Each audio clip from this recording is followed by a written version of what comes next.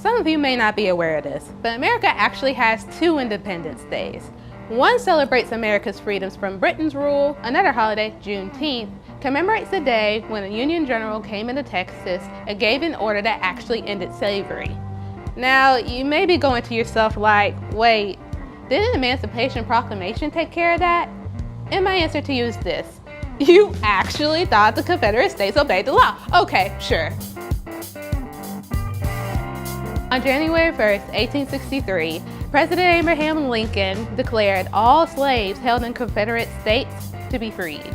But that news never reached the Texas slaves, and there's many theories as to why. Maybe someone literally murdered the messenger that was sent to Texas to inform them. Maybe, in typical Confederate fashion, they withheld them information from the slaves. Some historians believe that since the Civil War wasn't over yet, that the lack of Union Army presence in Texas made it hard for Lincoln's proclamation to be enforced. Nonetheless, it was cotton-picking business as usual in Texas despite the proclamation. Some slave owners in neighboring states moved their slaves to Texas because they thought that the Confederate Army would eventually win the war, and when it was over, they could get their property back. So when Union General Gordon Granger rode into Galveston, Texas with Union soldiers behind him, and he saw all of these slaves, he decided to make an announcement on June 19th, 1865.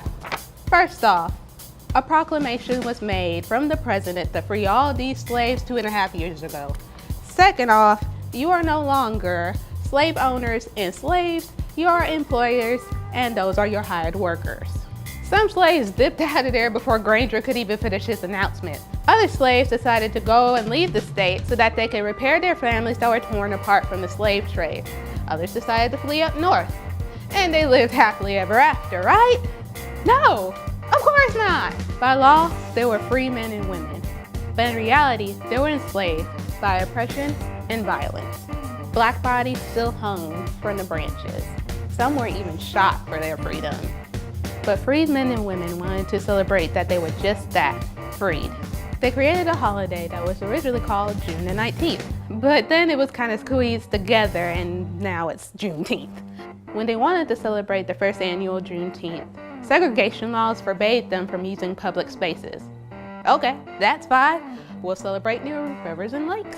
They dressed in the fanciest clothes so they can combat laws that required them to wear raggedy clothing. They ate barbecues, sung spirituals, preached religious sermons. Strawberry soda was the drink of choice, and they also ate a lot of red fruits and desserts like strawberry pie and red velvet cake to commemorate the blood that was spilt during slavery. These rituals still occur in today's Juneteenth celebrations, whether it be parades, cookouts, or 5-day festivals. And since whites didn't want to share their own spaces with blacks, the blacks decided that they would raise their own funds for their own celebration sites, such as Emancipation Park in Houston, Texas. So as the former Texas slaves decided to migrate across the country, so did the importance of Juneteenth, which is also known as Emancipation Day or Freedom Day. In 1980, Texas was the first state to declare Juneteenth a state holiday when state offices are not closed but partially staffed. So far, 45 states have recognized the historical significance of Juneteenth. Guess what?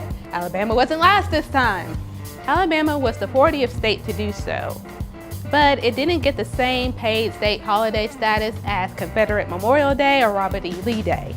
There's also a national campaign to make Juneteenth a federal holiday. Whitewashed textbooks didn't, and still don't, mention Juneteenth.